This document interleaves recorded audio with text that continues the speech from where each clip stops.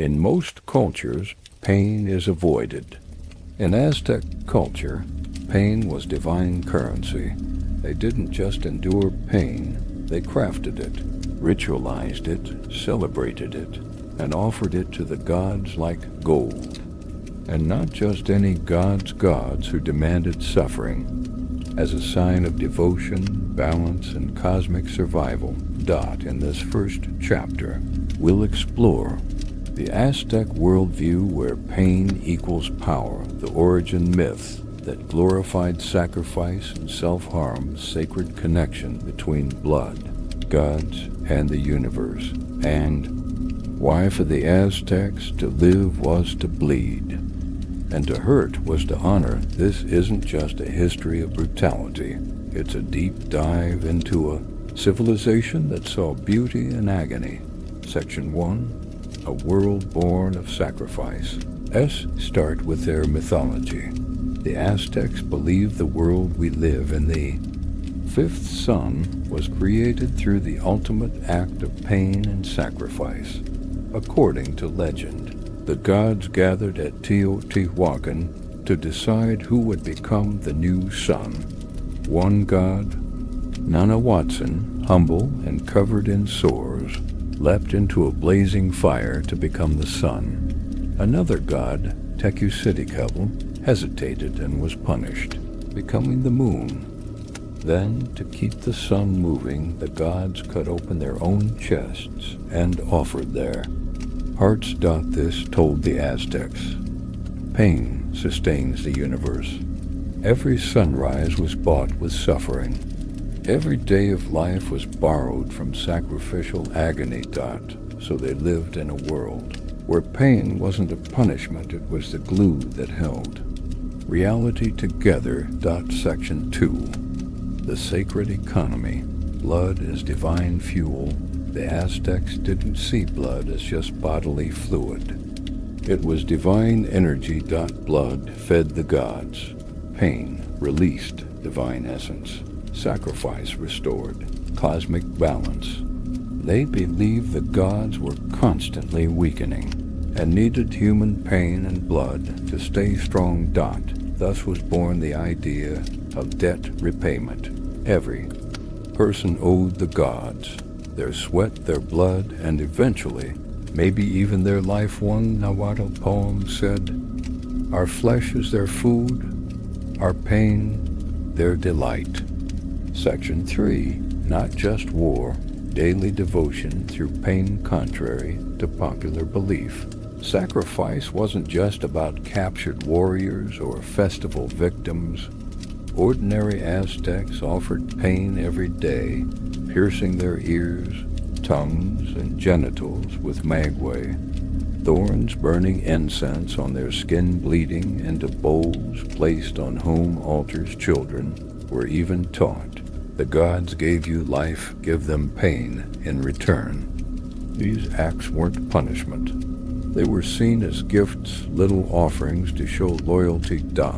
It's like prayer, but instead of saying words, you're saying, "Here, take my pain. May the sun rise tomorrow." Section 4, Pain as Identity. Warriors, women, and children. Aztec society trained people to embrace pain as a virtue starting from a young age. Warriors were expected to show no fear, earned honor through injury and battle, could rise in status only if they captured enemies alive, not just killed them. The more you endured, the closer you were to the gods. Women. Childbirth was seen as equal to warfare. Mothers were called those who died in battle. Dying in childbirth was one of the most honorable deaths. Children were disciplined with cactus spines, encouraged to offer blood during rituals, expected to attend festivals involving painful trials. To be Aztec was to train your soul to love the sting. Section 5, Temples built on pain. Architecture of the sacred hurt. Aztec temples weren't just places of prayer. They were theaters of agony, altars of blood, and monuments to suffering. The most famous Templo Mayor in Tenochtitlan was built to honor Huitzilopochtli, the god of war and the sun that it hosted. Daily sacrifices, bloodletting ceremonies, ritual flaying, removal of skin, and stairs stained with centuries of blood runoff.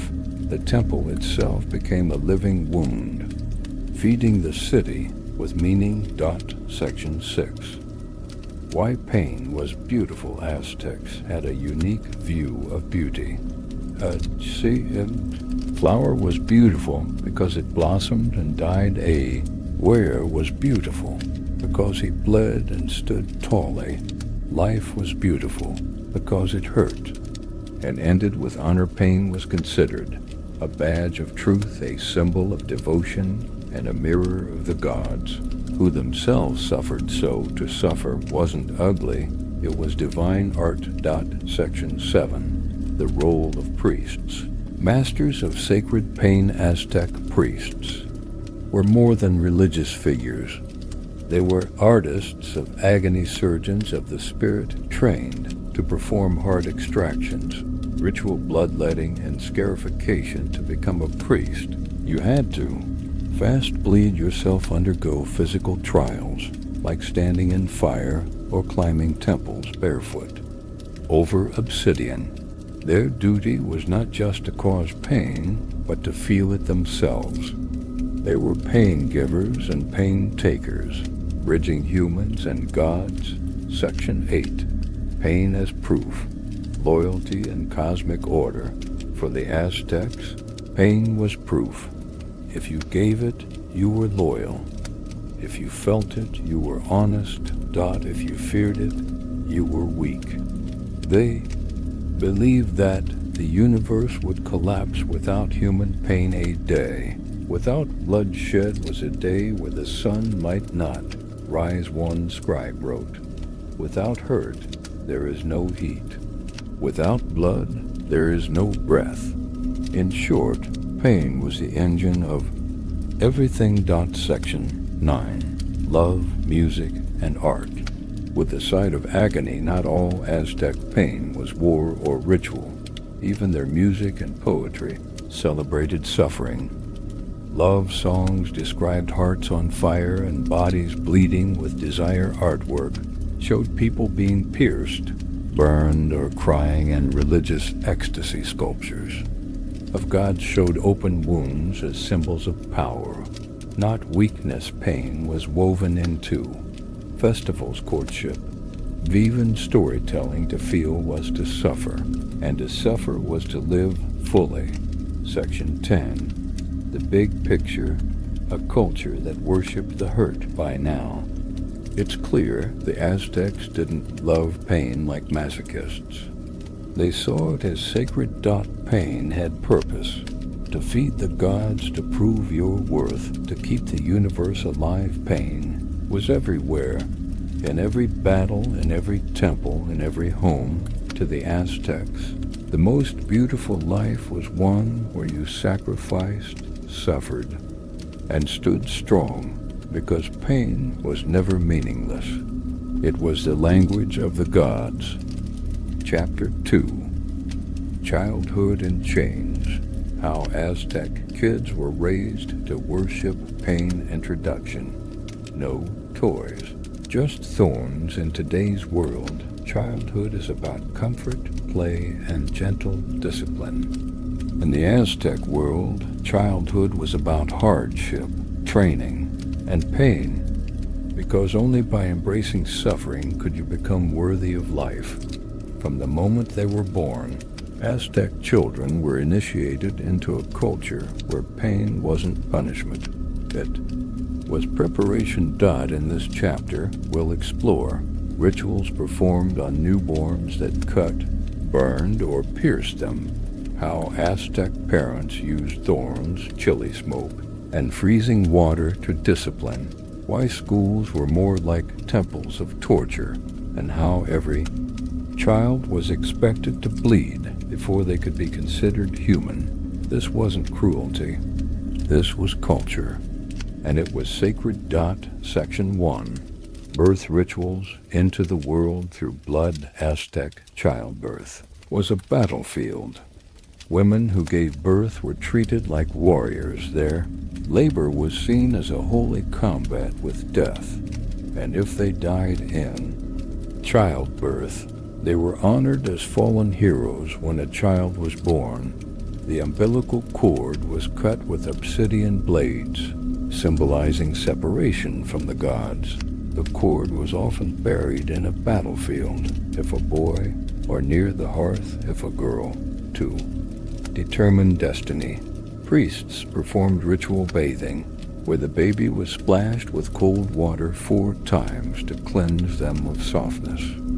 Some noble children also had their ears or chest skin pricked with thorns. Tiny ashes rubbed on their forehead as a mark of suffering. The message was clear: welcome to the world, you will bleed, and that is good. Section 2. Toddlerhood. Teaching through torment. Aztec toddlers didn't play with rattles and plush toys. They learned discipline through cactus spines placed near their hands and feet, hot, chilly smoke blown into their faces if they cried too much, being forced to sleep naked on the cold floor to toughen them. Crying excessively wasn't just annoying, it was seen as weakness of the soul. Parents were taught to say, "Do not whine. The gods hear cowardice." If a toddler disobeyed, their arms were tied with magway fiber rope. They might be briefly held over a cold fire pit as warning, or, in noble households, mild bloodletting was introduced, piercing a small body part to humble the spirit. This was considered love, not abuse. Pain was a gift. Section 3. Early childhood rites. Sacred scars. Between the ages of 4 to 7, children underwent public rituals to prove their worth. These included fasting days where they ate only once, kneeling on sharp stones while reciting prayers, having their ears pierced as a sign of devotion, wearing tight cords around their arms or thighs to remind them of the gods. Grip. One ritual for boys: sit in the center of a circle B surrounded by singing elders and bleed from a finger into the fire. Girls were not spared either. They were taught to press their palms onto heated stones or grind corn until their fingers bled, symbolizing future motherhood.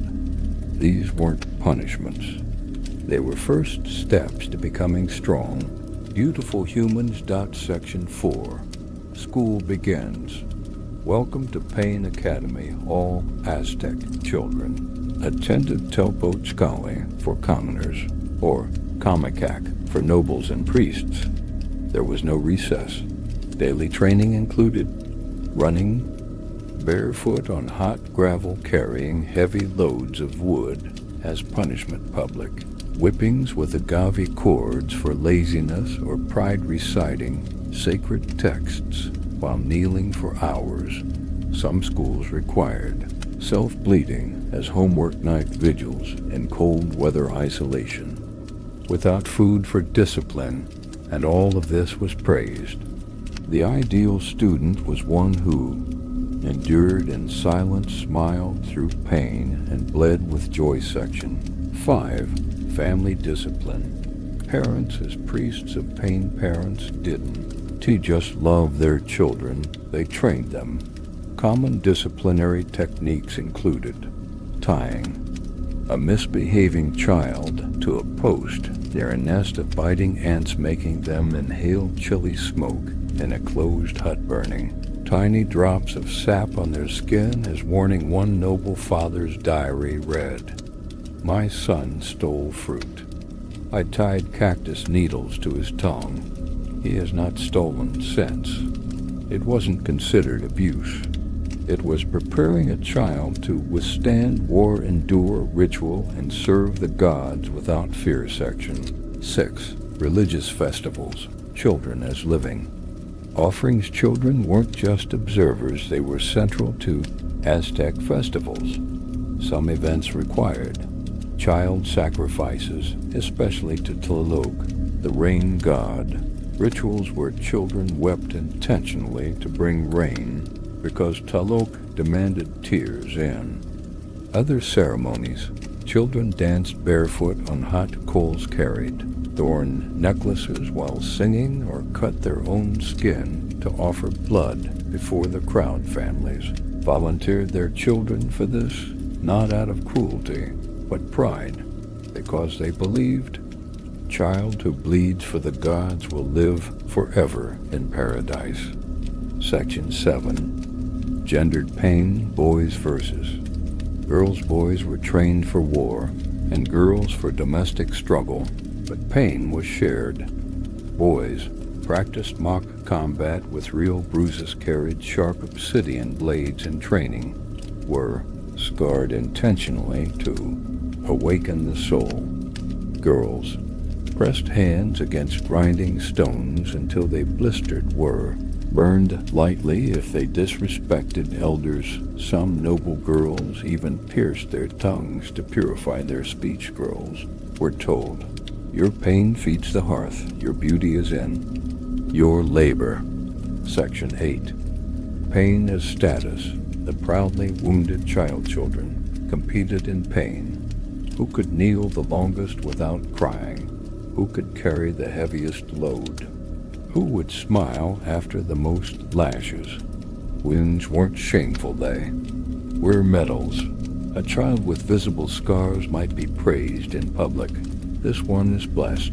He has tasted pain and stood firm. Some families bragged about how much pain their child had endured. Section 9. Psychological training, no tears. No shame more than physical. Aztec training was emotional pain control. Children were told, never show tears, never beg for mercy always. Thank those who punished them. It was common for boys to be whipped, then bow to the instructor girls to sing through pain. Believing the gods smiled when mortals danced with tears, fear was the enemy. Pain was the purifier. Section 10. The beautiful child is the bruised one in Aztec poetry.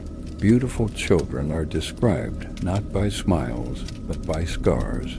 Her hands are red from grinding. She is lovely. His knees are scraped from crawling to the temple. He is noble. He bled from love. She cried for the sky. Children weren't fragile. There were sacrifices, training. To raise a child with no pain was to raise a weak link in the cosmic chain. In short, Aztec kids didn't grow up in pain by accident. They were shaped by it on purpose. Final thoughts. Aztec childhood was not about innocence. It was about initiation. From the first cry to the last school beating, every child was a vessel of pain offered to the gods. They were raised not to survive, but to serve, suffer, and shine in the eyes of heaven. Because in Aztec culture, a child who didn't hurt didn't matter. Chapter 3. Forged in fire, pain, war, and the making of an Aztec warrior. Introduction. No warrior without wounds. To be an Aztec warrior was to be a living sacrifice in motion.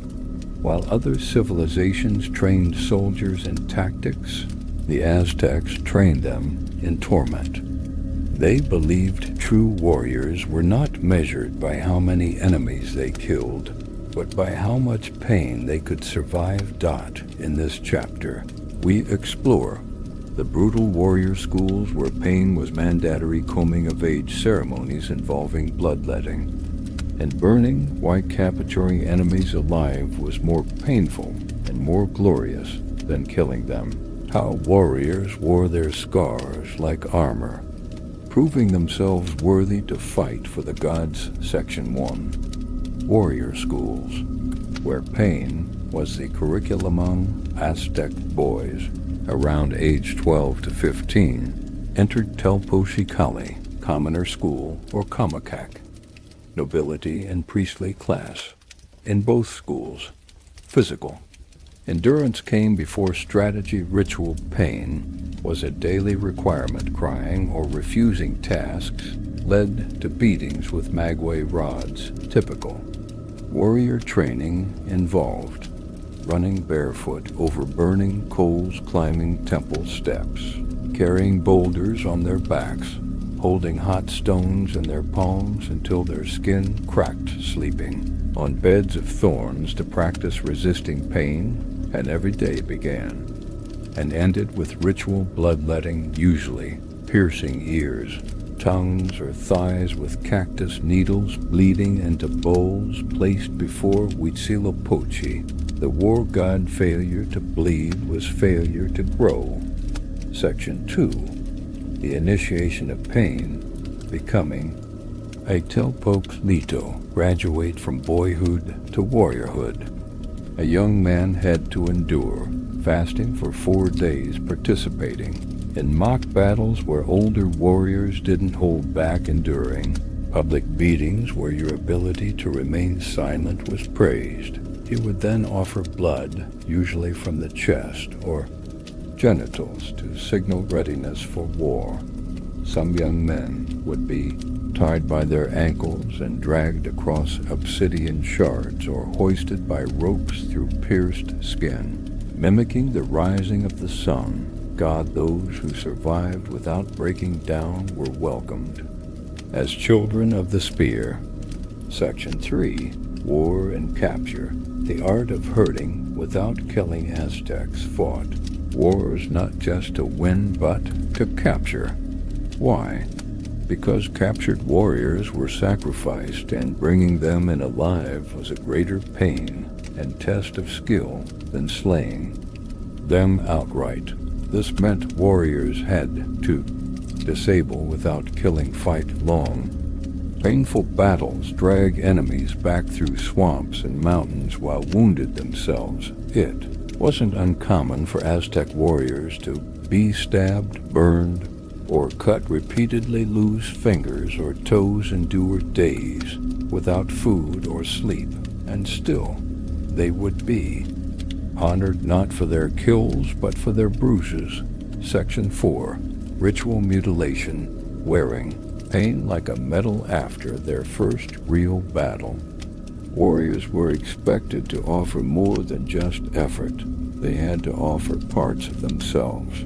Common warrior rituals included cutting the tongue and letting the blood flow into sacred soil, scarring the cheeks or forehead to mimic battle wounds, wearing pierced lips and ears, sometimes with heavy obsidian rings. The most respected warriors would voluntarily slice off skin from their arms, carve symbols into their thighs with sharp stones, or even sew obsidian shards into their chest muscles. These marks were called tlawali, visible reminders of devotion. One soldier wrote, "My face bleeds so the sun may rise. My pain is the warmth of tomorrow." Section 5. The Jaguar and Eagle Orders, elite warriors of sacred pain. The Jaguar and Eagle Orders were the special forces of the Aztec army. To join, you had to capture at least 4 warriors alive. Submit to a pain gauntlet involving whipping, burning, and piercing. Undergo ritual starvation and sleep deprivation once admitted. These warriors tattooed themselves with pain symbols, wore armor lined with animal bones and sharp stones, fought barefoot on hot ground to prove resilience during festivals. They danced while bleeding from open cuts, carrying flayed skins of enemies, sometimes branding themselves with heated blades. They weren't feared for their strength. They were worshipped for their ability to endure the unthinkable. Section 6. Pain as devotion. Huitzilopochtli's blood-soaked army, at the core of Aztec warrior ideology, was their god. Huitzilopochtli, the hummingbird god of war and the sun. He was believed to constantly fight against darkness, require human blood to stay strong, demand. His warriors suffer in his name. Every cut, every bruise, every shattered bone was a prayer. Some warriors would offer one of their fingers before battle cut, their tongue before dueling, or whisper as they bled, "This is not mine. It is for the sun." Section 7. War as a religious experience. Battles were rituals. Killing was sacred. Pain was a path to transcendence.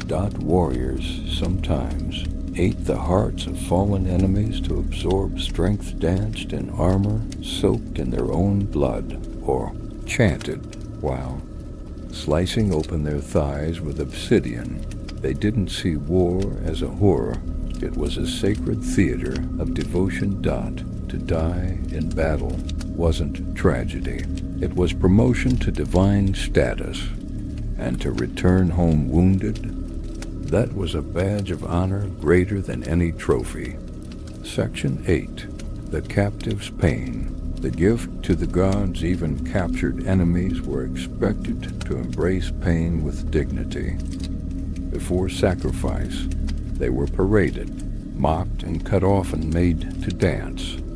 While bleeding, sometimes asked to sing songs of their tribe's downfall. If a captive showed bravery, he was honored, might be allowed to give a final speech, and was said to rise to the sky in fire. The worst shame was not death, it was to scream, cry, or beg. Section 9. Scars of memory. Pain. Never forgotten. Aztec veterans bore scars with pride. These scars were painted in murals, told in poetry, remembered in festivals. One aging warrior described his life as a string of wounds that sang when the gods listened. He couldn't walk without pain, but to him, that pain was a daily connection to heaven. In Aztec culture, the greatest shame was not poverty, not failure, but having no scars to show. Section 10. Death is not the end, the pain that lives on. For an Aztec warrior, death wasn't the end of pain. They believed fallen warriors became hummingbirds, flying beside the sun. Laughed as they relived their best wounds, watched over the living, whispering, hurt proudly. Even bones were sacred. Skulls of warriors were kept in Sampantli racks, displayed as eternal monuments to pain and pride. Pain wasn't just a means to an end. It was the end itself. Beautiful, brutal, divine. Final thoughts. To become a warrior in Aztec society was to become a vessel of sacred suffering. They trained not in comfort, but in hardship. They didn't fear wounds, they welcomed them. They didn't pray for safety, they bled for glory, because to be Aztec was to understand. Body breaks, the soul ascends. Through pain I rise. Chapter 4. Blood, bones, and beauty. Why looking good meant hurting more. Introduction. Pain is the price of beauty too. Be beautiful in Aztec society wasn't just about how you looked. It was about how much pain you were willing to endure to honor the gods, your family, and your social role. From bone piercings to burning perfumes, facial scars to body art drawn in blood, the Aztecs infused pain into every step of their beauty culture.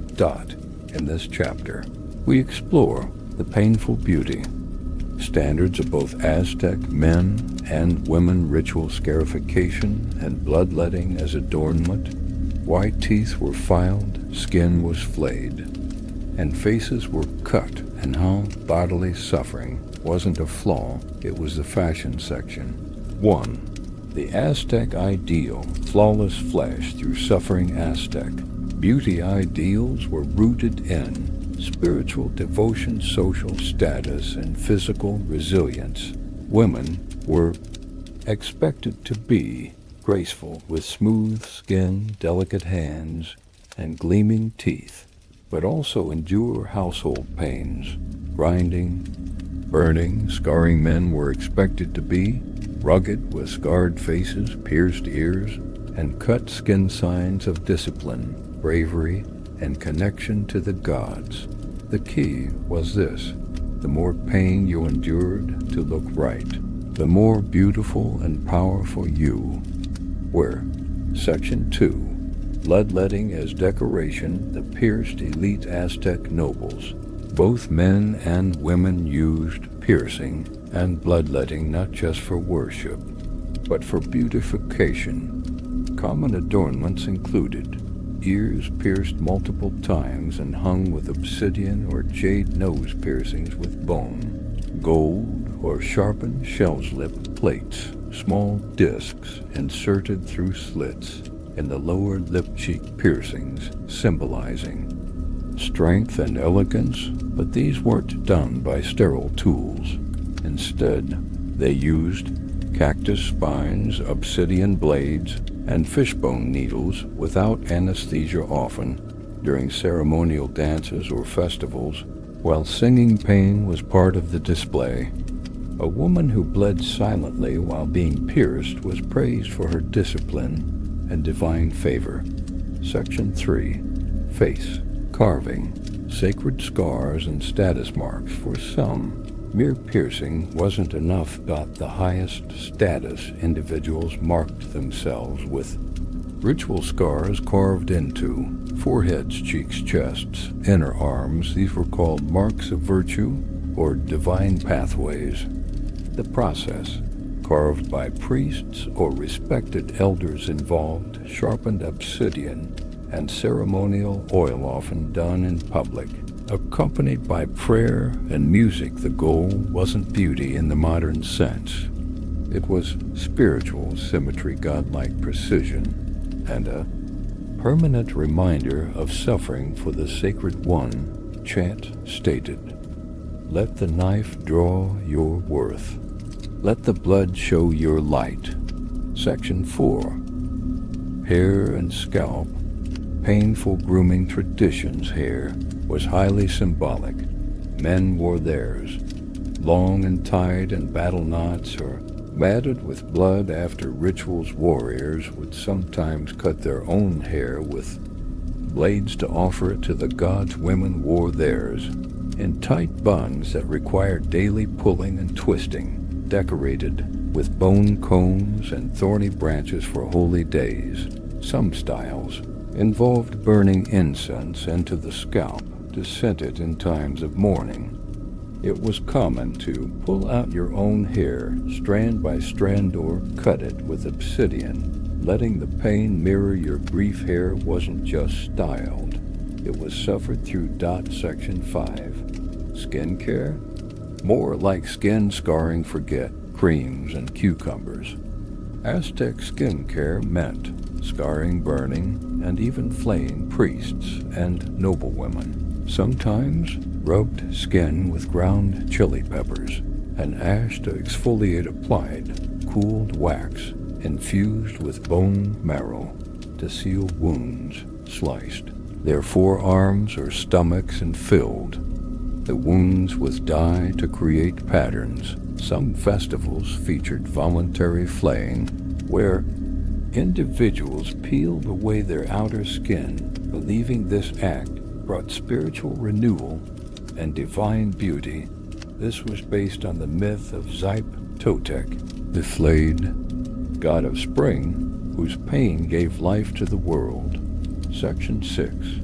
Teeth, tongues, and blood. The mouth was sacred, so the Aztecs made it hurt. Teeth were filed into points as signs of courage, inlaid with jade, turquoise, or obsidian chips, sometimes painted with charcoal or dye to symbolize fertility. Or war tongues, pierced regularly with bone or thorn, bled into. Sacred cloths used in rituals where the tongue was passed through cactus thorns. Back and forth, these acts weren't private. They were performed in groups during community ceremonies. Children were even taught tongue piercing as early as age 5 as a rite of passage. Section 7. Perfume of the gods, painful fragrance, smelling. Good in the Aztec world meant suffering a little first. Perfumes were made from crushed flowers, bones, animal glands, and resins sometimes fermented with blood or human sweat heated until burning, then inhaled while chanting to set themselves. People burned incense under their arms, rubbed spiced ash into their necks, or boiled chili oils and applied them to their skin. The sensation was often burning, stinging, or numbing, which only increased its sacredness. One fragrance, Tlawili essence, was so strong that it caused blisters if applied too heavily, but was used during fertility rites to ignite the spirit. Section 8. Jewelry. That cut jewelry wasn't just for decoration, it was often embedded into the body. Common practices included sewing jade or bone into arm skin, wearing obsidian rings that sliced the flesh with movement, having hooked earrings that tore the lobes during dances. The point wasn't ease, it was discomfort that reminded you of your place in the cosmos. To wear beautiful, painful jewelry was to say, I endure, therefore I shine. Section 9. The erotic pain of beauty in Aztec love poetry and courting rituals. Beauty and pain were intertwined. Lovers often gave each other scarified symbols as vows shared. Ritual piercing ceremonies before marriage or performed dances where they bled into each other's hands. Pain wasn't a barrier to love, it was its proof. Romantic poem reads, She cut my cheek and I saw the stars. I gave her my blood and she gave me fire. Section 10. Dying beautiful. Preparing the body with pain even in death. Beauty and pain continued. Bodies were painted with charcoal, chalk, or blood-dressed and piercing-laden costumes, burned with fragrant resins that often blistered the skin before full cremation. Some elite individuals requested facial scarring after death or ritual piercings to be added posthumously, believing the gods would only welcome those marked by devotion. A corpse without adornment was an insult to the gods. So even in their final hours, Aztecs chose pain not for punishment, but for presentation. Final thoughts to the Aztecs. Beauty was a painful art. A scar was a badge, a piercing, a promise, a wound, a song. They didn't separate suffering from splendor. They fused them, and in doing so created a culture where every cut had meaning, every burn had purpose, and every scream had music. Their world said, if you cannot hurt, you cannot shine. If you cannot bleed, you cannot be beautiful. Chapter 5. City of Screams. Festivals where everyone had to suffer. Introduction. A parade of pain. Most cultures throw festivals with fireworks and food. The Aztecs, they celebrated with bloodletting, ritual dances ending in injury, public flaying, and entire days of voluntary torment. These weren't fringe events, they were mandatory, spiritual, and beloved. In this chapter, we explore the monthly pain festivals that governed the Aztec year, how every member of society, from noble to slave, child to elder, took part. The terrifying yet beautiful rituals like flaying the living, voluntary burning, and singing, well, bleeding, and why public suffering wasn't only accepted, it was expected. Section 1. The Aztec calendar minus 18 months of ritual pain. The Aztec year had 18 months, each with its own religious festival. That's 18 public events where pain was performed, suffering was offered to the gods, and cities turned into sacred theaters of agony. These festivals honored gods like Huitzilopochtli, war and the sun; Tlaloc, rain and storms; Zip, Totec, renewal through; flaying, Tlazolteotl, sign, guilt, purification. Each month included dances with knives, mock battles ending in real injuries, voluntary bloodletting contests, and, yes, even human sacrifices. Section 2. Tlakaxitpayalistli, the festival of flayed men dedicated to Zip Totec, the god who wore human skin. This was perhaps the most terrifyingly beautiful of all Aztec festivals. What happened? Prisoners were sacrificed and flayed. Their skin was worn by dancers and priests. For days people believed the sight of a flayed god walking among them ensured renewal and good harvests. But it wasn't only for prisoners. Volunteers also cut themselves in public, carved patterns into their skin to mimic flaying dance with animal skins stitched onto their bodies.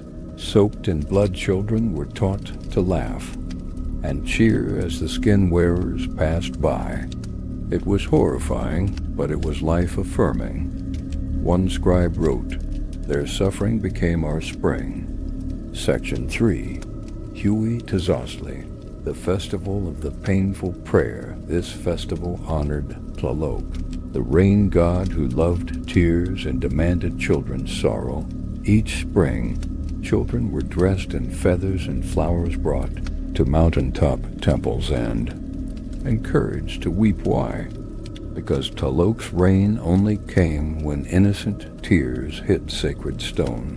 If the children didn't cry, their fingernails were pulled. Mild pain was inflicted to draw natural tears.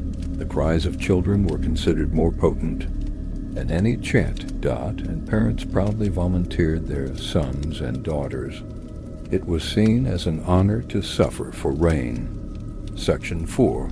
Panquetzalistli, the month of battle, blood and glory. This festival celebrated Huitzilopochtli, the hummingbird god of war. Highlights included mock wars in the city streets where warriors traded real blows, public bloodletting lines where men pierced their tongues, chests and genitals, huge processions of warriors carrying captured enemies, chanting, "Pain is strength." Participants wore capes of thorny vines, necklaces of bone and skin, and smeared their faces in their own blood. Even spectators were expected to offer pain by cutting their ears or walking barefoot over obsidian paths. This wasn't theater. It was devotion on full display. Section 5. Huitzilopochtli, the festival of little deaths. Not all festivals were violent, but even the quiet ones required pain. Huitzilopochtli, a feast of the dead, honored the young souls lost too soon. Traditions included parents carving the names of lost children into their own arms or chests, families dancing barefoot through cemeteries lined with thorns, and elders fasting and bleeding at dawn, whispering prayers to the departed. Pain wasn't just punishment. It was a way to connect with those beyond the veil. They believed only when we suffer do the dead hear us clearly. Section 6. Public flayings, when skin became sacred cloth. During multiple festivals, human skins were worn like robes. These skins were tanned, decorated, and scented with sacred oils, given names, and treated as living embodiments of gods past. From priest to priest, like divine armor, flaying wasn't rushed. It was a sacred art. The person being flayed, usually a sacrifice, was treated with respect, fed the finest meals beforehand, often told, "You will wear the sky next."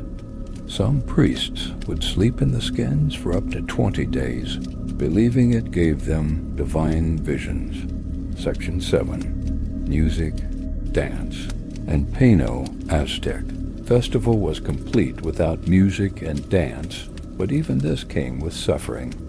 Dancers were often required to wear thorn-lined shoes, perform barefoot on burning stones, or rough obsidian dance with weights tied to their arms, or hot wax drops falling from overhead candles some carried.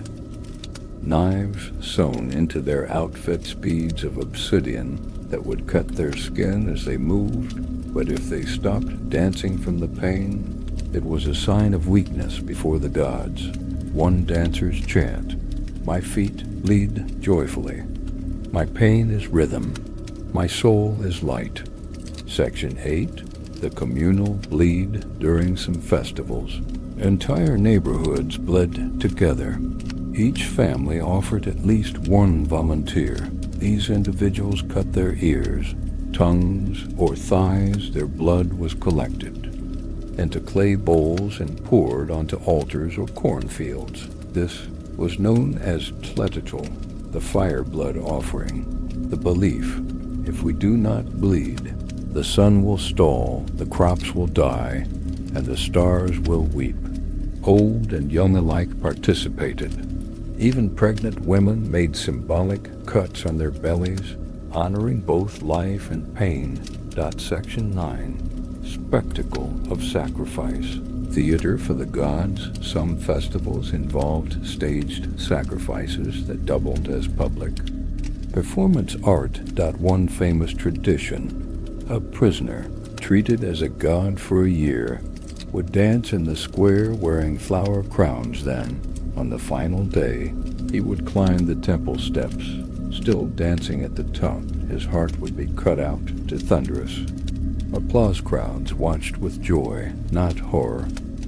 This was theater, yes, but it was also prayer, power, and poetry through pain. Another spectacle involved a line of warriors walking into fire as an offering, leaping from towers into beds of thorns to simulate death and rebirth.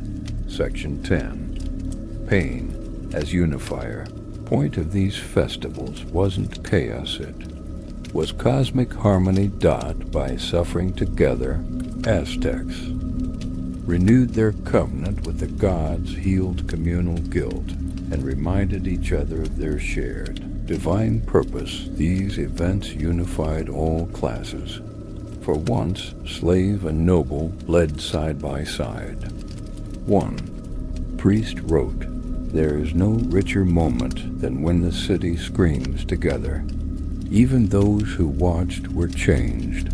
The smell of blood and incense, the sound of crying and drums, the sight of beauty and agony, it created a spiritual ecstasy like no other. Final thoughts. Aztec festivals weren't about joy without cost.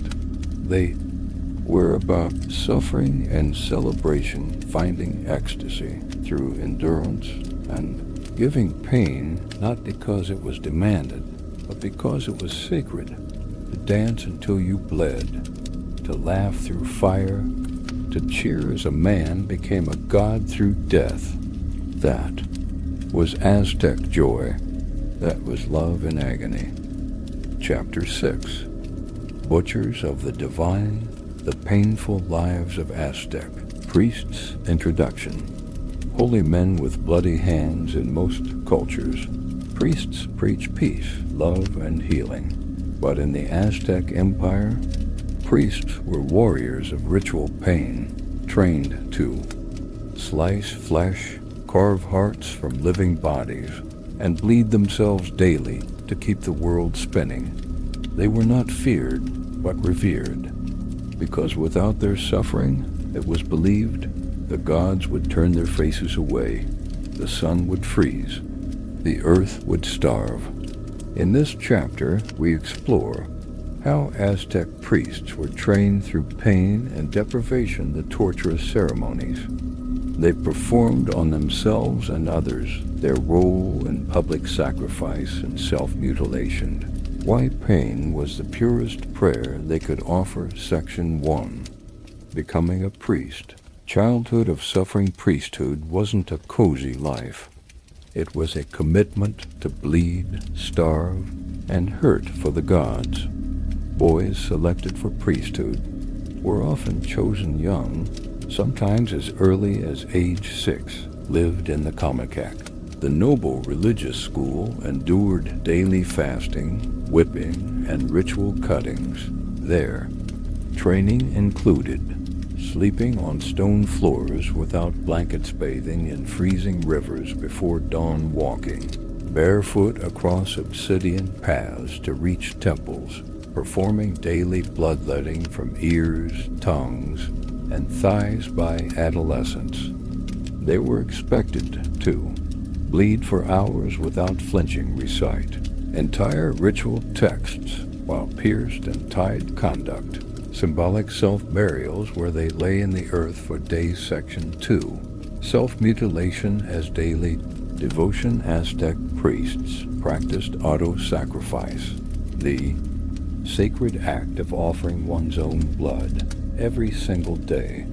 Rituals included piercing the tongue with a cactus spine, then pulling a thread through the wound, carving the thighs with obsidian blades, cutting the ears to let blood drip onto sacred statues. More extreme practices: driving bone needles through their own genitals, burning small patches of skin while chanting, using thorns soaked in chili oil for extra purity. These acts were done in solitude or in front of the public, but always with the same message: why pain feeds the sky. Section 3. The rituals of blood. Performing sacrifice. Aztec priests didn't only hurt themselves, they were the ones who carried out human sacrifice. Their sacred duties included escorting prisoners to the top of the Great Pyramid, Templo Mayor, performing the heart extraction, plunging a blade into the chest, holding the still beating heart aloft for the gods to see, tossing the body down the temple steps. This wasn't gore. It was precision spiritual surgery. The priests believed heart was a spark of the sun, blood was the glue of the universe, pain was the key to divine favor. If they failed in the ritual, the sun might stop rising, the rain might dry up, the gods might abandon the people. Section 4. Priestly dress. Fashion that hurt priests were instantly recognizable, not by robes, but by scars they often wore, black dyed skin painted daily with ash and charcoal, capes made from flayed human skins during certain festivals, headdresses made of bones, burning incense, or thorn branches. Some wore obsidian pendants that dug into their flesh with every step, symbolized the pain of divine knowledge, were never removed. Even during sleep, one priesthood followers of Aztec required members to wear a dead man's skin for 20 days, sleep in it, preach in it, bathe in sacred water to soften the decay. Section 5. The pain of prophecy. Vision through suffering. 2. See the future. Aztec priests didn't use stars, they used suffering. Pain-inducing divination included fasting for 40 days while drinking only bitter herb tea, sitting in volcanic steam huts laced with chilly smoke, cutting the chest or forehead, then smearing the blood onto sacred stones to read the pattern of truth. In some cases, the priests would blindfold themselves for days, sleep on beds of thorns or bones, burn resin that blistered their lungs just to enter altered states. Visions came not from peace, but from the edge of agony. Section 6. Priesthood for women. Pain. In service of life, though most priests were male, women also served in temples, particularly those of Tlazolteotl, goddess of purification and filth; Cihuacotl, goddess of motherhood and sacrifice; Exoquetzal, goddess of fertility, beauty, and death. Female priestesses practiced ritual piercing and cutting, especially on the tongue and chest, carried out painful childbirth reenactments during lunar festivals, trained to weep for the dead while enduring cuts across the back. Many were virgin priestesses, symbolizing purity through suffering, and some served as living sacrifices, chosen for their beauty and endurance to die before the gods in perfect pain. Section 7. The pain of silence. Aztec priests were also known for silent endurance. During holy periods, they took vows of absolute silence, sometimes lasting weeks if spoken to. They cut themselves as penance during ceremonies. They wore mouth piercings as reminders not to speak. They believed pain speaks where the tongue must not. Silence wasn't weakness. It was a sacred language of discipline. Section 8. Living among the dead, priests spent much of their time among corpses, bones, and altars soaked in blood. They collected skulls for the Tzompantli, skull racks, cleaned flayed skins for ritual use, dug into sacrificial pits for ancestral relics. They were not repulsed. They were honored. Their homes were often near cemeteries, shrines to gods of death, or the Huey Tzompantli, where hundreds of skulls glared eternally at the sun. It was said to be a priest is to live with death's breath on your neck and smile. Section 9. Death of a priest. The final offering. Priests rarely died peacefully. Many ended their lives and sacrificed themselves by offering their bodies in place of others or being buried alive in sacred soil as final devotion. Some retired priests would pierce their hearts and crawl up temple steps, burn themselves alive during fire rituals, or willingly undergo flaying, believing the pain would cleanse them before the gods. Their bodies were not mourned. They were celebrated as portals to the divine. Section 10. Pain is the prayer in the end. Aztec priests were not cruel. They were channels between earth and sky. Their pain fueled the sun, nourished the soil, balanced the stars. Every cut, burn, scream, and drop of blood was a sentence in a holy poem written by muscle and bone. They weren't trying to avoid pain. They were seeking it, mastering it, offering it, because they believed when the gods suffer, we must echo their pain. That is worship. Final thoughts. Aztec priests did not preach. They bled. They were doctors of divinity, surgeons of sin, masters of cosmic agony. Through their hands, pain became beauty, balance, and blessing. Because in the Aztec universe, only one prayer was guaranteed to be heard, a scream wrapped in sacrifice. Chapter 7. Volunteers for death. When pain was the ultimate privilege. Introduction. Dying willingly, bleeding proudly. In most of history, people tried to avoid pain and delay death. But in the Aztec world, some people begged for it. Not criminals, not enemies, not prisoners. Ordinary people. Men and women, young and old, volunteered to be sacrificed. They trained for it. They prepared spiritually and physically.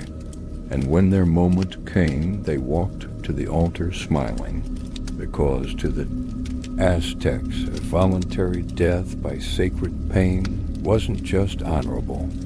It was the closest thing to becoming divine. In this chapter, we'll explore the cultural belief in glorious, painful death, the types of individuals who offered themselves, the ceremonies that honored their willing agony, and why people saw volunteering for torture as the greatest form of love, patriotism, and beauty. Section 1. The philosophy of holy death. The Aztecs believed that the human body was borrowed from the gods. To return it willingly and painfully was an act of thanks, a cosmic necessity, a ticket to a blessed afterlife. To die in bed was shameful. To die in pain for the gods was heroic. As one priest said, the gods died to birth this world. Should we not die to keep it alive? Section 2. Who volunteered and why? It wasn't just warriors who stepped forward. The volunteers came from artists who believed their sacrifice would inspire divine creativity. Farmers asking the rain gods to nourish their crops. Parents giving their lives so a sick child might recover. Lovers proving devotion through agony. These were not mentally unstable outcasts. They were often chosen for their strength, dignity, and clarity of mind, given months to prepare, treated with deep reverence by their communities. Section 3. The training for a willing death. A volunteer didn't simply appear and get sacrificed.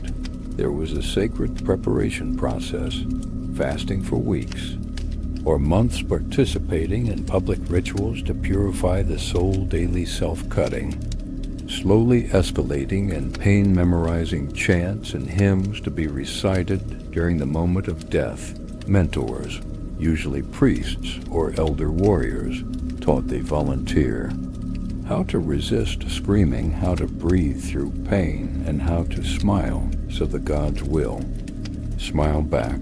Section 4. Ritual gifts before dying. Volunteers were showered with gifts before their death.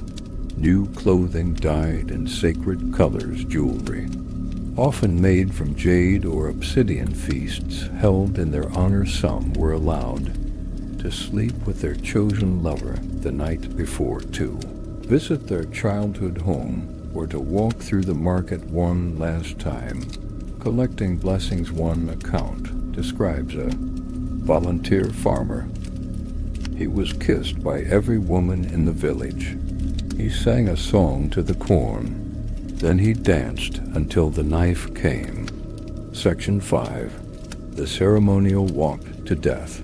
The walk to the sacrificial temple was a performance of pride. Volunteers wore garlands of flowers and bone danced and sang their death song. Waved to crowds who wept and cheered. Children ran beside them, throwing petals. Elders offered silent blessings. Friends cried not from sorrow, but from awe. No chains, no guards, only the pure will to suffer for something greater. Section 6. The moment of sacrifice. At the altar, the volunteer would lay down willingly, lock eyes with the priest, and begin reciting their death prayer, a mix of poetry, music, and surrender. The sacrifice was performed with obsidian blades or sharpened flint. Ritual chants from temple singers, drum beats timed to match the slowing heart. Even the heart, once removed, was treated with care, placed in burning braziers, sacred stone bowls, or lifted to the sun as the final offering. Section 7. After death. A life remembered after their death. Volunteers received ceremonial burial or cremation at place in the songs of the city, a shrine or statue erected in their likeness. Their families were treated like nobility, and their name was added to the Book of Glorious Deaths, kept in the temple archives. One inscription reads, "He gave his body. The earth drank his courage. The gods whispered his name into the sky." Section 8. Women who died willingly. Women were also volunteers. not just for childbirth-related rituals, but direct sacrifices. Reasons included offering themselves for fertility, festivals dying to purify sin from their family giving themselves during moon goddess celebrations. These women were seen as spiritual brides of the gods, carriers of cosmic love, warriors. In a different, quieter war they dyed beautifully hair braided with feathers, skin painted with blood-red dye, arms raised to the sky. Section 9. Pain is the language of love sometimes. Volunteering was an act of romantic devotion. A story tells of a young man who loved a temple dancer. She was chosen as a living sacrifice for the fire god. He volunteered to die with her so they might burn together forever. They were allowed to dance once, kiss, and walk hand in hand into the flames, the priest wrote. Their screams rose like music. Their ashes danced. Their love fed the stars. Section 10. A culture of willing suffering to an outsider. This world sounds monstrous, but to the Aztecs it was beautifully logical. The universe was built on sacrifice. Pain was the sacred tax. To give yourself willingly was the ultimate sign of bravery, purpose, and honor. As a dying volunteer once whispered, "Let my blood fill the rivers. Let my scream carry the rain. Let the gods know I came freely." Final thoughts. Pain was not always punishment. Sometimes it was a gift, one you gave yourself. These volunteers weren't broken people. They were the brightest stars, offering themselves to the night so others might see the dawn. And in their pain, they sang the only song the gods always answered: I hurt, I love, I give. Chapter 8. Torture as Transformation. When pain was a sacred lesson. Introduction. The purposeful agony. For most of us today, the word torture means cruelty, punishment, and darkness. But for the Aztecs, torture was sometimes holy, sometimes poetic, sometimes even voluntary. It was used not to break people, but to build them, to purify sin, to test devotion, and to transform the soul. In this chapter, we'll explore how torture was used not just for punishment, but for initiation and rebirth. Difference between sacred pain and dishonorable suffering. Real Aztec methods like burning, stretching, beating, drowning, and flaying, and how they were often spiritually driven, and why victims sometimes thanked their torturer. Section 1. Not all torture was punishment. First, it's important to understand something vital. The Aztecs distinguished between types of pain. Punitive torture for criminals or enemies, initiatory torture for new warriors, priests, or chosen citizens, cleansing torture to purify sins or spiritual sickness, voluntary ritual torture to express devotion or loyalty to the gods. In many cases, those enduring torture accepted it willingly or were spiritually prepared for it, and saw it not as suffering, but as spiritual refinement. Section 2. Initiation by fire. Warrior. Torture rites to become a warrior was not about picking up a sword. First, you had to endure fire.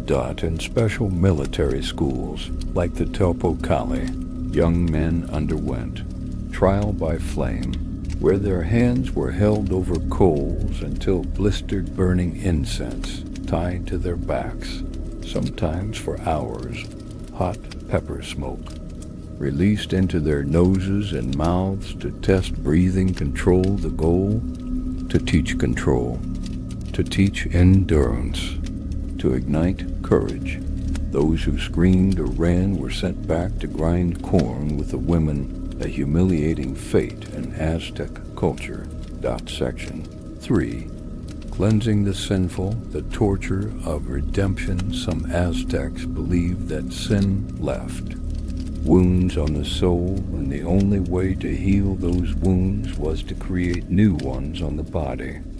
These people visited temples of purification, where priests helped them undergo ritual pain to rid themselves of guilt, appease a god they had offended, or prepare for an important transition like marriage. Childbirth or priesthood methods included beating with sacred rods made of bark or obsidian, dragging the body over sharp stones, having hot wax dripped across the chest, or face submersion in ice-cold or chili-peppered water. Victims chanted as they suffered, "Let the fire inside me burn brighter than the one outside." Section 4. The festival tortures. During certain holy days, public torture games were held not to humiliate, but to honor the strength of the human body and spirit. One famous event was the gladiator sacrifice, where a prisoner was tied to a stone and armed with a feathered, clubby light warriors took turns attacking him with real weapons. The match went on until the prisoner was too weak to fight, then sacrificed with honor.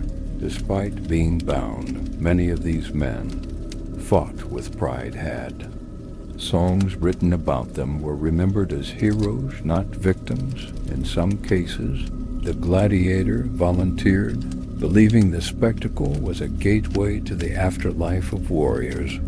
Section 5. Child torture.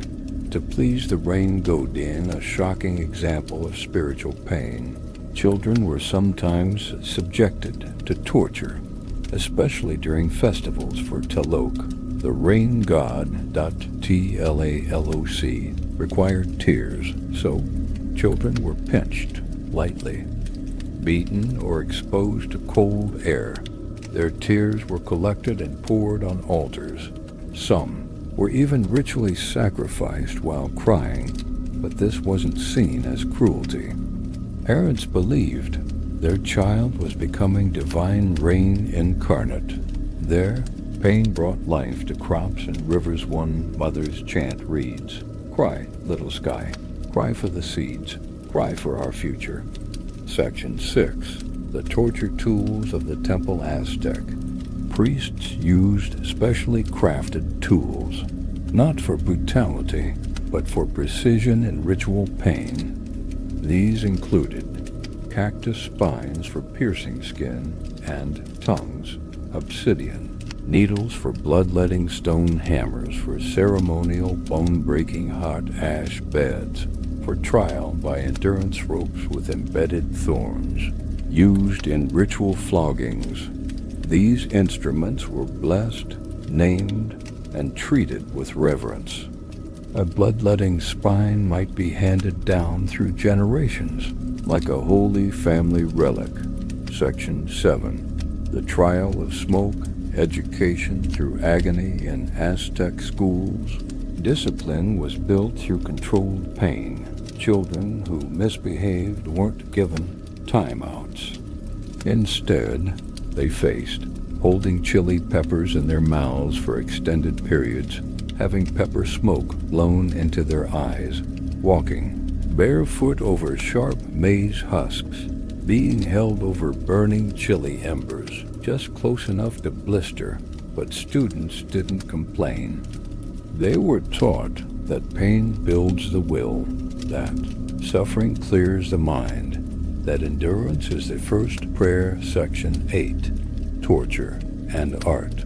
Pain as performance. Aztec festivals sometimes included artistic torture displays where dancers and musicians would pierce their own arms or legs, carve symbols into their skin while playing drums, perform slow, painful dances over thorny paths, dripping blood across painted stones. The blood became part of the canvas, turning agony into a visual offering, a song written in flesh, a ritual performance to enchant the gods. Section 9. thanking the torturers one of the most remarkable things in Aztec culture? Victims often thanked those who tortured them, whether in ritual punishment, cleansing ceremonies, warrior trials, or divine retribution. Those who inflicted pain were not hated. They were agents of spiritual truth bearers, of divine balance, sometimes even hugged and blessed afterward. One famous ritual ended with the victim placing flowers on the torturer's altar, whispering, "You made me worthy. I see the sky clearer now." Section 10. From torture to transcendence, for the Aztecs, pain was a path, not a pit. Torture wasn't about dominance, it was about transformation, confession, courage, and most importantly, connection with the divine. Modern minds might recoil, but the Aztecs leaned in, believing that in pain they touched something real. In their eyes, the skin cracks and the spirit pours out. That is how we rise. Final thoughts: to suffer was not to lose. To be tortured was not to be broken. If done in love, in ritual, in belief, pain became a cleansing fire, a lesson written in bone, a bridge to the gods in the Aztec heart. Torture wasn't cruelty, it was sacred education. And through it, they didn't just endure the world, they shaped it. Chapter 9. Pain as Entertainment. When agony filled the stadium's introduction, cheering for blood to modern eyes, entertainment means music, dancing, food, or a game. To the Aztecs, entertainment meant ritual violence. Crowds gathered not to watch warriors win, but to watch them bleed. Not to see dances of joy, but dances of suffering. Because to the Aztec people, pain was thrilling. It was also educational, spiritually meaningful, a civic duty. And yes, sometimes just a good show. This chapter will explore public events built around pain, from games to executions, ritual dramas where actors died on stage for real, how audiences were expected to laugh, weep, or cheer based on the pain they witnessed, and why Aztec cities echoed with music, screaming, and applause. Section 1. The gladiator game, Tlahuical's sacrifice. One of the Aztecs' most famous spectacles was the gladiator ritual, also known as Tlaxipehua.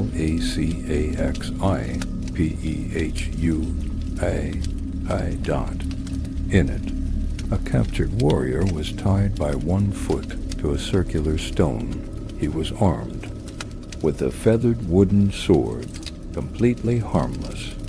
Opponents had real obsidian weapons. The prisoner fought for honor, not survival. Knew he would die, was admired by the crowd as he deflected, dodged, and roared with pride. Eventually he'd be wounded and sacrificed on the spot to thunderous applause. A legendary warrior. Tlahuical once fought 6 men this way, disarmed 2, and was still cheered to death. Section 2.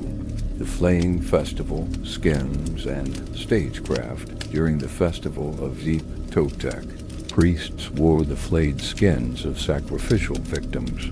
But this wasn't done in silence. It was a city-wide performance. Priests danced through the streets, the skins dripping blood. Children followed behind, painting themselves, and the trail actors reenacted the gods' flaying in dramatic plays, where actual flayings occurred on stages, real human sacrifices as part of the performance. The message: death was visible, tangible. Sacred pain could be poetry in motion, and crowds loved it. Section 3. Ritual dances meant to hurt. Many public dances weren't just exhausting, they were intentionally painful. For example, dancers would perform barefoot, over cacti or thorn beds, costumes embedded with sharp stones dug into their skin. The dance would last for hours, until collapse or unconsciousness. Audiences were expected to chant along, match the rhythm with clapping, or throw flower petals soaked in blood as tokens of approval to spectators. A dancer's bloody feet were more moving than flawless technique. Section 4.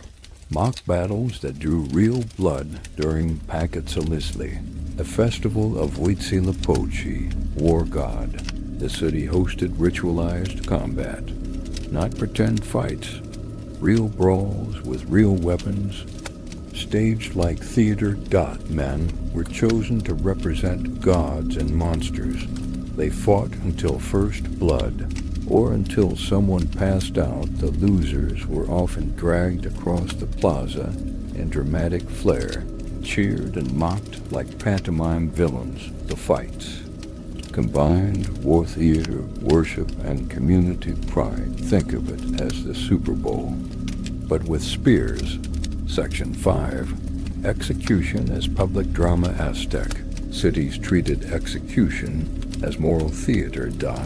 When someone was condemned, the announcement was made in the town square. A procession was held, where the criminal wore painted symbols of their sin. Children and elders watched silently as the sentence was carried out, whether flaying, burning, or beheading.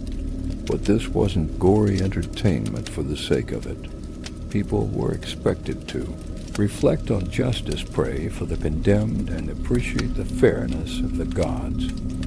Some cried, some sang, some felt pure awe. One priest said, "To watch death with open eyes is to see the shape of life." Section 6. Voluntary pain competitions. Think. Fear factor. Aztec-style. At seasonal festivals, citizens could participate in voluntary suffering contests. Challenges included holding burning coals in bare hands, walking across beds of obsidian, holding a cactus leaf under the tongue, dragging a stone slab while bleeding from chest cuts. Winners received public praise, a crown of flowers, sometimes a kiss from the high priestess, and the losers, usually too bloody to stand, but smiling. Section 7. Children's roles in pain shows. Even children were involved in pain-centered rituals. During the rain ceremonies, children danced with weights tied to their limbs, carried hot incense without spilling it, had to cry on command. To please Tlaloc, the rain god, parents proudly watched, because a child who cried for the gods was considered a hero, and sometimes children were chosen to die in front of the crowd, seen not as victims, but as angels sent directly to the heavens. Section 8. Painful. Theater of the gods. Aztec plays weren't written for happy endings. They told stories of gods burning themselves alive, lovers who sacrificed each other out of devotion. Cosmic battles, where actors died for real. Performers often pierced themselves on stage, delivered lines while bleeding or bound, were chosen for roles based on how much pain they could endure. Audiences brought offerings, flowers, and prayers to throw onto the stage. Some said the louder the screams, the better the play. Section 9. Musical pain. Instruments of agony. Aztec music wasn't soft. It was raw. Drums made from human skin, bone flutes that screamed like death itself. Singers who cut their tongues mid-song to let the blood flow with the rhythm. Certain concerts were meant to scare spirits, summon gods, or teach the young about courage and pain. Spectators sat in silence, trembling. Some wept, some fainted, some bled in solidarity, because the music wasn't for dancing. It was for transcending. Section 10. Screams as applause. In the Aztec world, A good performance hurt. Screams were not feared. They were cheered, honored, turned into songs spectators understood. That pain was a performance, a purification, and often the most truthful form of art. To suffer on stage was to be closer to the gods, move the crowd, and become immortal in memory. Final thoughts. Aztec entertainment wasn't distraction. It was devotion disguised as drama, worship disguised as war, theater laced with thorns. In this world, pain wasn't something to look away from. It was something to understand deeply, loudly, and together. As one audience chant went, lead well, die true. We see you. We love you.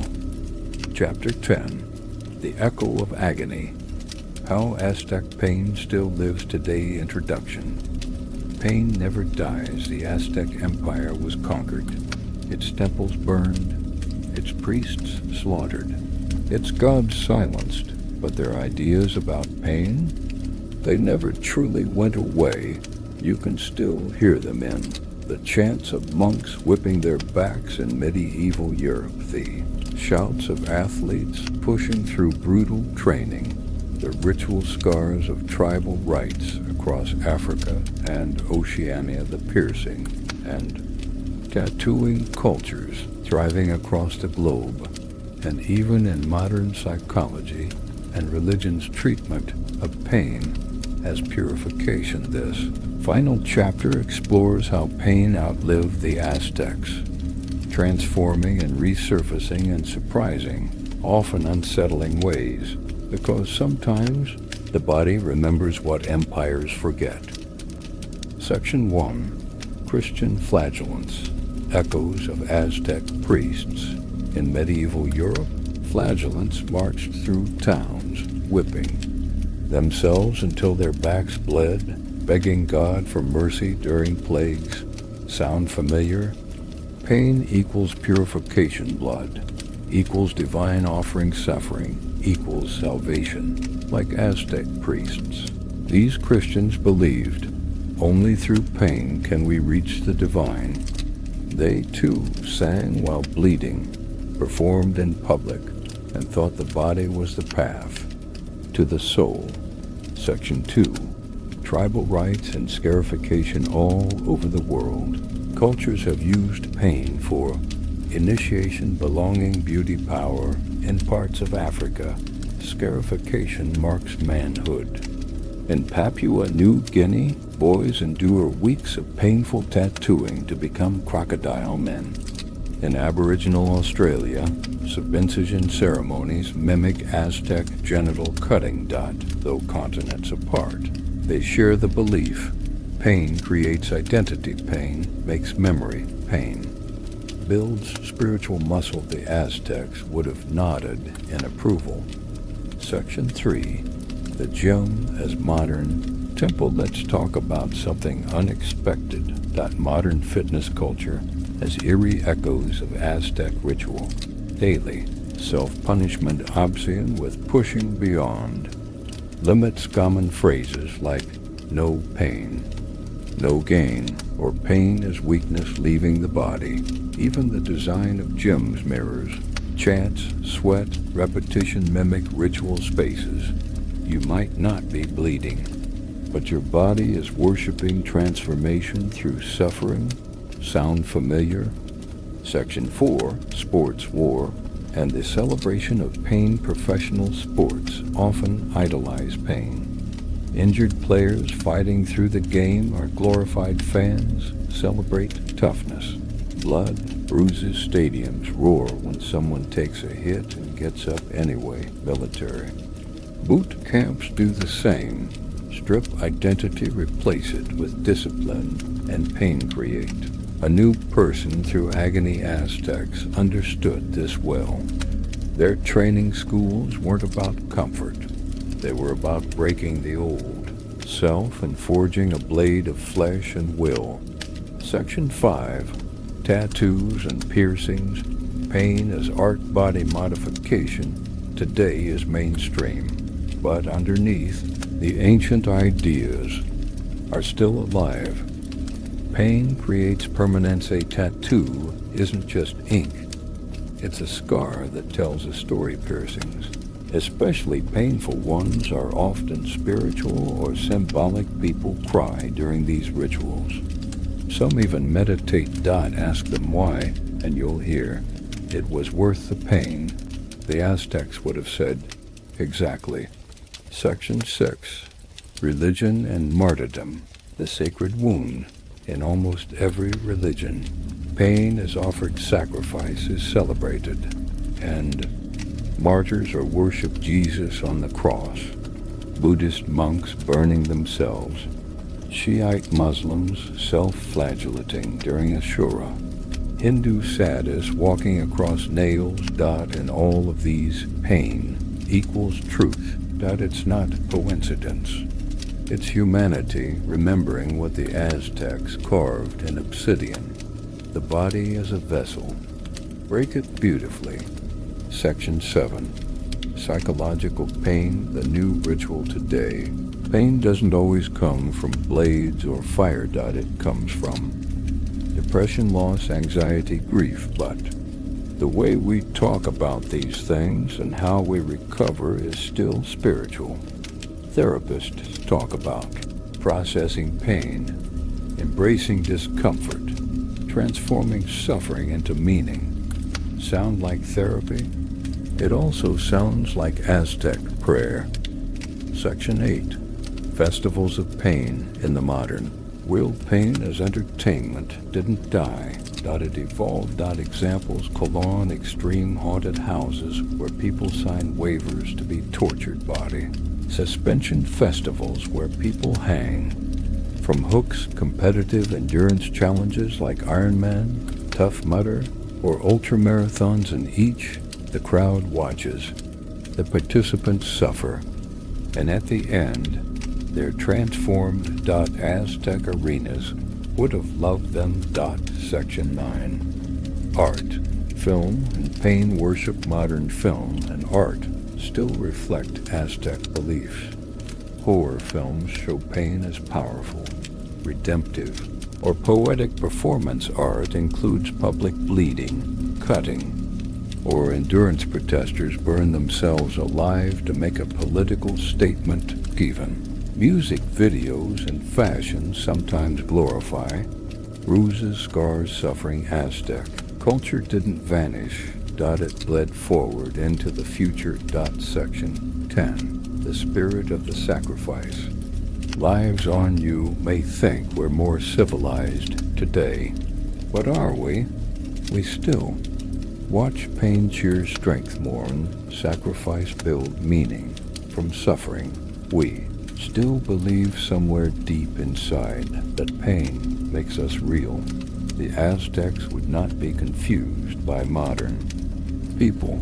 They'd simply smile and say, you haven't changed. You just dressed the pain in new colors. Final thoughts. Why pain still matters so? Why did the Aztecs love pain so much? Because to them, it proved love. It summoned gods. It rebuilt the world, one scream at a time, and maybe without realizing it. We love it too, not for suffering's sake, but because in pain we find clarity, meaning, unity, and sometimes the edge of the divine epilogue. The knife still glows, the temples are gone, the blood has dried, the chants are silent, but if you close your eyes, you can still feel it, the throb of the drum, the fire behind the ribs, the whisper of obsidian at the skin. The Aztecs are dead, but pain is still very much alive.